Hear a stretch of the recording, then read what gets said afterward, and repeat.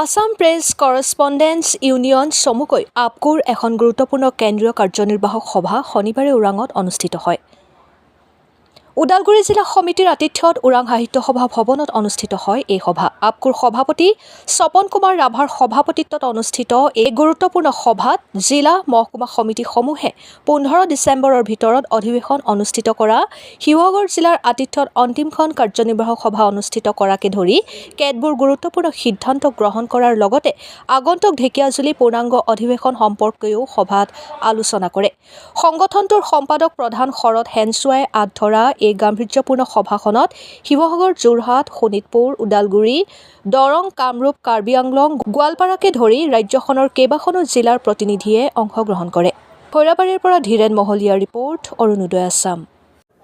আজি আমাৰ ওদালগুৰি জিলা সমিতিৰ আতিথ্যত আপকোৰ কেন্দ্ৰীয় সমিতিৰ কাৰ্যনিৰ্বাহক সভা অনুষ্ঠিত হৈ গ'ল আৰু এই সভাত বিশেষকৈ আমাৰ আগন্তুক যি ঢেকীয়াজুলি অধিৱেশন, শোণিতপুৰ জিলা সমিতিৰ আতিথ্যত ঢেকীয়াজুলিত আমাৰ চতুৰ্দশ দ্বিবাৰ্ষিক কেন্দ্ৰীয় অধিৱেশন হ'ব আৰু সেই কেন্দ্ৰীয় অধিৱেশনৰ সম্পৰ্কত আজি আমাৰ আলোচনা হ'ল আৰু আগন্তুক যি আমাৰ সাংবাদিকসকলৰ কাৰণে যি কাৰ্যপন্থা, সেই কাৰ্যপন্থাৰ সম্পৰ্কেও আমাৰ এই আজিৰ সভাত আলোচনা হৈছে। সাংগঠনিক দিশৰ ওপৰত আলোচনা হৈছে। এইসমূহ বিষয়ে আচলতে আজিৰ সভাত আলোচনা কৰা হৈছে।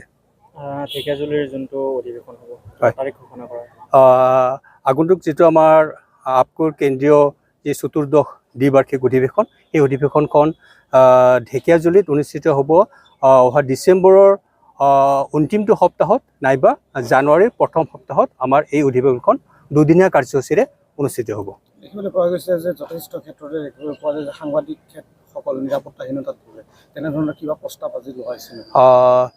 আজি আমি বিশেষকৈ সেই বিষয়ত আমি প্ৰস্তাৱ লোৱা নাই, কিন্তু আমি প্ৰতিটো ক্ষেত্ৰতে আপকোৱে যেতিয়া সাংবাদিকৰ ওপৰত বিভিন্ন ধৰণৰ আতিশয্য বা বিভিন্ন ধৰণৰ আক্ৰমণৰ নিচিনা ঘটনা সংঘটিত হয়, তেতিয়া আমি এই তেনেকুৱা ঘটনাৰ বিৰুদ্ধে আমি মাত মাতি আহিছোঁ, আন্দোলন কৰি আহিছোঁ, আমি ধৰ্ণা দিছোঁ, জিলা আয়ুক্তৰ কাৰ্যালয়ত ধৰ্ণা দিছোঁ বা তেনেকুৱা আমি কাৰ্যসূচী লৈ আছোঁ আৰু এই কাৰ্যসূচী আমি নিশ্চয় ৰাখিবই লাগিব।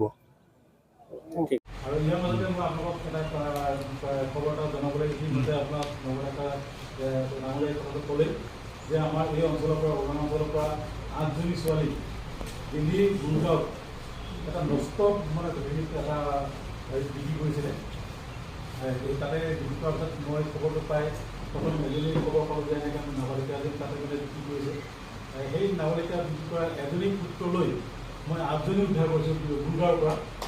উদ্ধাৰ কৰি আৰু ইয়াৰ পৰা আমি 16জন আছামী, 8জনী মহিলা আৰু 8জন পুৰুষক মই কাৰেক্ট কৰিবলৈ সক্ষম হৈছোঁ। এটা চেইন আছিলে আমাৰ এৰিয়াৰ ওৰাঙৰ পৰা গৈ একদম দৰঙলৈকে এটা ডাঙৰ চেইন আছিলে। সেই চেইনটো কোনোবাই লৈ যায়, ট্ৰেইনলৈকে লৈ যায়, ট্ৰেইনৰ পৰা আকৌ বেজেলিকৈ লৈ যায়, তেনেধৰণৰ চেইন এটা উৎখাত কৰিবলৈ মই সক্ষম হৈছোঁ।